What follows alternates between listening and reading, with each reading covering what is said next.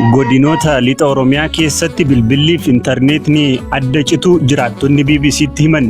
Godina Wallagga Bahaa Horroo Guduruu Wallaggaatti bilbilli hojjetus erga intarneetni citee garuu bubbuluu jiraattonni himaniiru. Gama Qeellam Wallaggaa fi lixa garuu bilbillii fi intarneetni akka cite dhaga'amaa jira.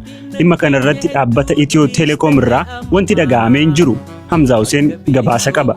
Kutaaleen lixa Oromiyaa irraa tajaajilli intarneetii fi bilbilaa adda cituu fi rakkoon nageenyaa uumamee akka jiru gidduu kana dubbii ijoo miidiyaa hawaasummaa ta'eera. BBC'n waan godinaalee Wallagga lixaa keessa jiru adda baafachuuf hedduu ifaajaa turullee bilbilli kallattiis ta'e intarneetiin tajaajila kennaa waan hin jirreef odeeffannoo guutuu argachuu hin dandeenyu.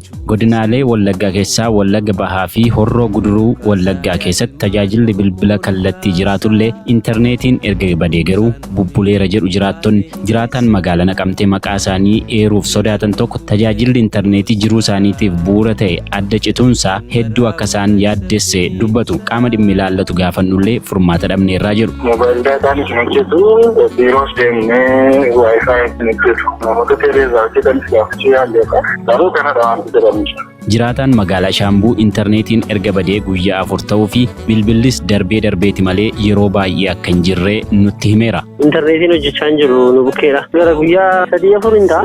Bilbillis immoo badaa miti adda ciccituun hin jira gidduu gidduutti. Kutaan Wallaggaa bulchiinsa komaan poostii jala erga galee bubbuleera. Sababa kanaan sochiin uummataa bilbilliif itti fayyadamni intarneetii murtaa'aa fi kan yeroo mara to'atamuudha jedhu jiraattonni dubbisne. Oduu tajaajilli intarneetii fi bilbilaa adda cituu ilaalchisuun rakkoon maal akka ta'e adda baafachuuf Itiyoo Telekoomii fi kaadamee lixa Oromiyaatti bilbillus milkaa'uu hin dandeenye. Hojjetaan Itiyoo Telekoom dhimmicha keessa beekan tokko garuu intarneetiin erga addaan citee guyyoota 4 caaluu fi sababa maaliin akka addaan cite isaanuu wanti beekan akka hin jirre nutti himan. Godinaalee lameen Qeellam Wallaggaa fi Wallagga lixaa keessatti ammoo tajaajilli bilbilaallee addaan cituu quba akka qaban dubbatu namni kun.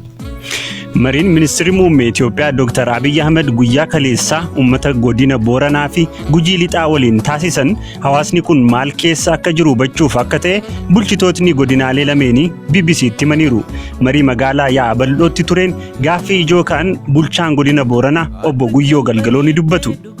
Inni bira gaaffiin baay'ee bifa addaatiin hirmaattota irraa deddeebi'amee ka'ee dhimma daangaa keessumaa waa'ee balbala biyya mooyyaleetiin wal qabatee jiru keessumaa daldala daangaallee wal qabatee ka'ee jira. Innis baay'ee kanarratti hojjetamaa jiru. Nagarratti humna ministeera waan nagaa guddaan uummata ta'uusan kaase karraa gadaaf ammoo mootummaan humna gahaa waan qabuuf hirmaannaa hawaasa kennaa waliin ta'uudhaan nagaa uummata kennaa eeguuf yeroo kamillee dhala qopheeffamu. Bulchaan godina Gujii lixaa obbo Abarraa Bunnoos gaaffileen misooma bu'uuraa ka'anis dhimmi koomaand poostii ajandaan turre jedhan. Nageenya amansiisaa keessatti irraa fakkeenyaaf yuunivarsiitiin keenya nagaadha. Godinni keenya amma akka waliigalaatti rakkoo kanaan dura san jalaan ba'ee nageenya mirkaneeffatiisan jira. Kanaafuu nageenya gaariin dhufiisan jira. Kanaafuu muummichi ministeeraa keenya haaluma kanaan nuuf ibsaa deema waan jedhu malee waa'ee koomaand poostii. Seenaan bara dhibbaa wanni nu barsiifte diinnan nuun firoomu hogguutti jallatte. Seenaan bara dhibbaa wanni nu barsiifte diinnan nuun firoomu hogguutti jallatte. Nuuf bakka bu'eeti dhara nu waywaata if nu dagachiisee bar nu galaafata.